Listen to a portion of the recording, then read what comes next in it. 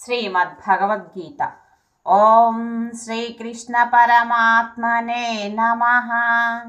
6వ అధ్యాయం ధ్యానయోగంలోని 2వ శ్లోకం.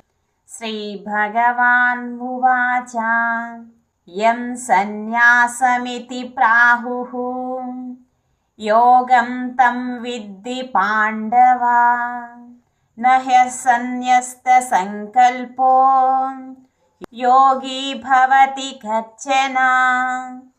భావం: ఓ అర్జున, సన్యాసము అని పిలువబడినదియే యోగము అని తెలుసుకొను. ఏ లలన సంకల్ప త్యాగము చేయని వాడెవ్వడును యోగి కాలేడు.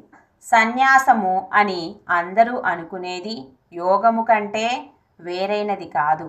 ఎందుకంటే ఎవ్వరూ కూడా ప్రాపంచిక కోరికలను త్యజించకుండా యోగి కాలేడు. అంటే ప్రపంచంతో అనుసంధానం చేయబడి ఉన్న మన కోరికలను త్యజించకుండా, అదుపు చేయకుండా యోగి ఎవ్వరూ కాలేరు.